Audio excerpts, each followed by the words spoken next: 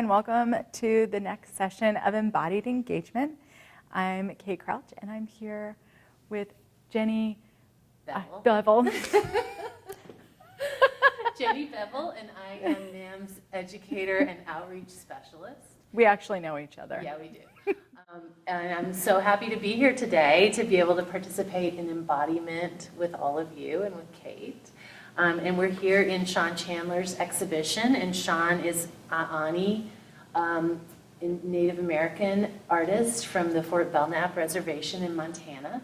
And he's also president of the community college on the Aani Nakota Community College on the reservation. So we're really happy to have this exhibition of Sean's paintings here. And before we get started, I'd love to read Ma'am's land acknowledgement. Ma'am sits on the ancestral territories of the Salish and Pend Oreille peoples, and we respect the indigenous stewards of this land. Ma'am acknowledges these rich cultures as fundamental to artistic life in Montana and to the work of Ma'am. So here we are in Sean's exhibition. The first time I walked in here, I was just so taken over by not only the visuality of it, but also there's the smell of the cattle markers, which is oil, and it's literally used to mark cattle, and it's also been used by lots of painters. And it glides and it's smooth, and you can layer it, and you can put your nails in it and dig it out, and so it's this really tactile method of painting.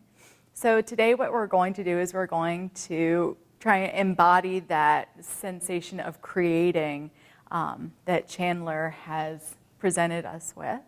And so we're going to do some movement, but first we're going to have a meditation. And this is an orienting meditation where we just kind of get ourselves settled, and feel free to sit into a chair. If you want to stand, you can stand.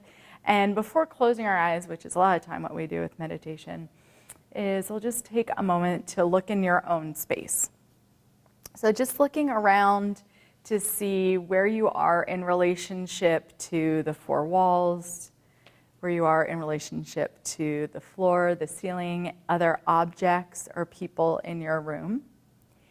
And maybe you have some special things in your room. Maybe there's a plant that you feel really drawn to, or just noticing how you feel when you look around your space. And then feel free to close your eyes and start to feel a heaviness, or the sensation of the feet dropping down and connecting with the ground.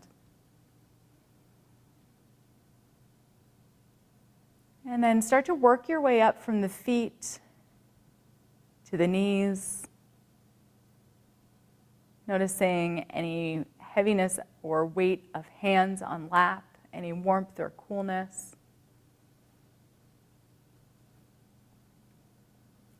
Becoming aware of any sensations and tastes in the mouth.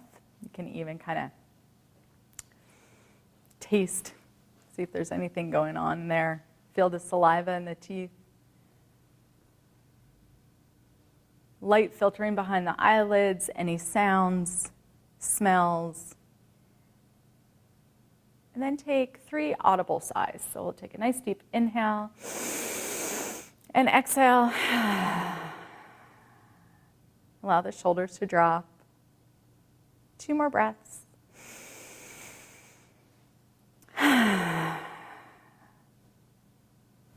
And 1 more deep breath. If the eyes are closed, go ahead and blink them back open. Take a moment to start to look at the artwork behind us. And then we'll go ahead and stand if you're not standing. Of course, if that's not accessible, feel free to stay in your seat and move along.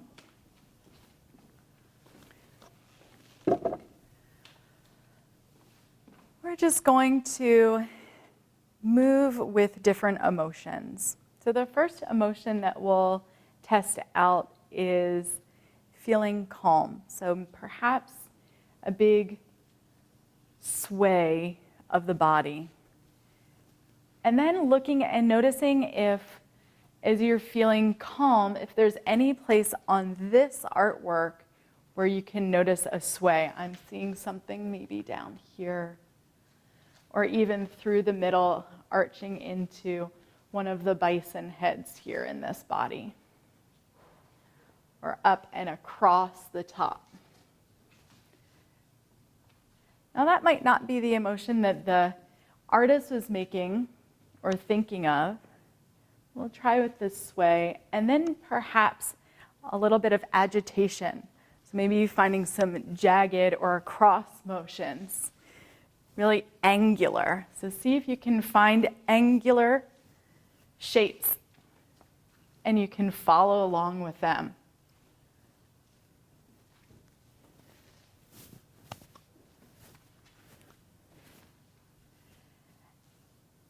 And maybe the next emotion would be curiosity, which might be a more fine use, as there's all of these different layers on this work. These curious strokes, a little bit finer. You can make yourself maybe somewhat smaller. Even down all the way here, fine little curiosity. Intricate.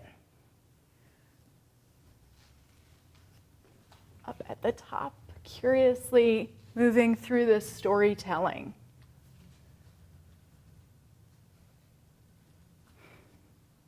And as we're doing this, I'm finding more and more, and it's really fun to see all these tiny little motions that go with, and I'm going to switch sides with you. Thanks. These smaller, these smaller stories that are set up within this much larger piece. And I'm noticing, and maybe Jenny, you are too, how many different bison skull iterations there are. Every single one is different. Going from different stories, repeating patterns.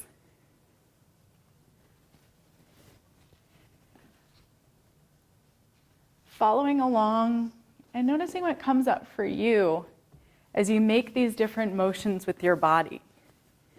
I'm really noticing there's some I want to go back to. Like, I really like this motion, and I want to keep doing that one. Yeah, like a padding. Yeah. That like super, there's that tactile, feels like you can really grip into it. Mm-hmm. And then smooth. Mm-hmm.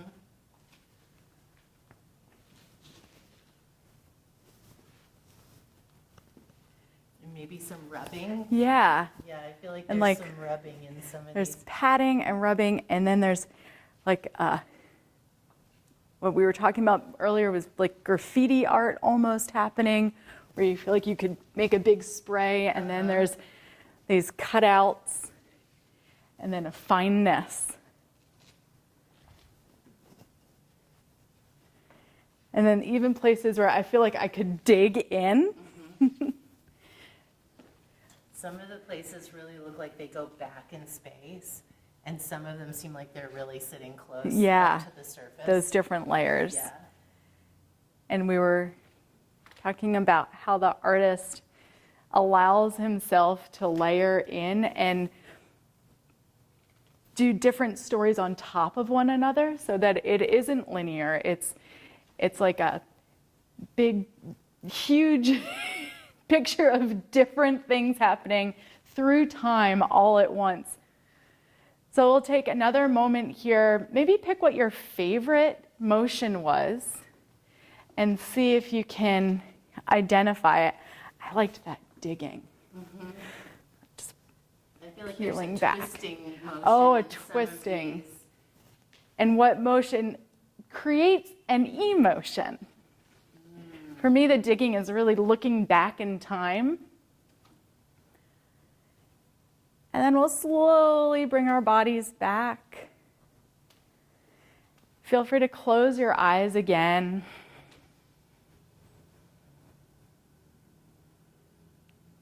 And what's changed for you? after moving with this painting.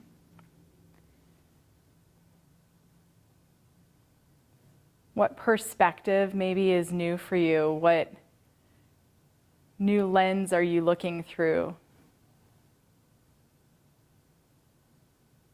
I feel like there's some like tingling in my hands. Oh, absolutely. Yeah, I have too? lots of, the tingling in the hands and kind of like, I feel like I had like a little bit too much caffeine, almost. Well, there's a lot going on, and I feel like I kind of absorbed some of that energy through the... Yeah, there's this, that like the through time, this is, I like to say artists are all about communicating. Everything is a communication, and it's the process, and the product is just a story that they're communicating.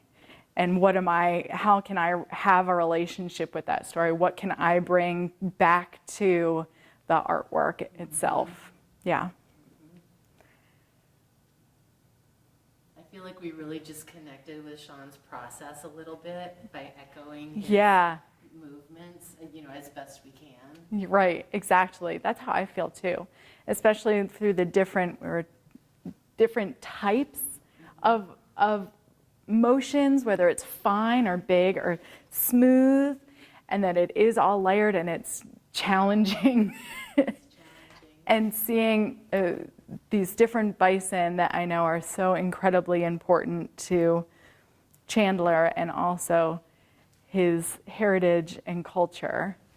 And my relationship, of course, is now new to that. And that's exciting. Jenny, thanks so much for joining me. It was great. Thank you, Kate. And Thanks. I hope some of you will be able to come and be with this work in person, because you can see how big it is. And it's almost, I feel like we're almost inside it. Yeah. When we're standing this close to it. Yeah. Please, if you're able to, come and visit. And the artwork is up until August 14th. And it's in the Frost Gallery at MAM, so our dedicated space to exhibiting contemporary American Indian art. So hope to see you all at MAM. And we'll end with a nice deep inhale and exhale. Tapping back through, feeling your feet ground back down. Drawing energy up through the earth into your body. And softly blink the eyes open. Thank you.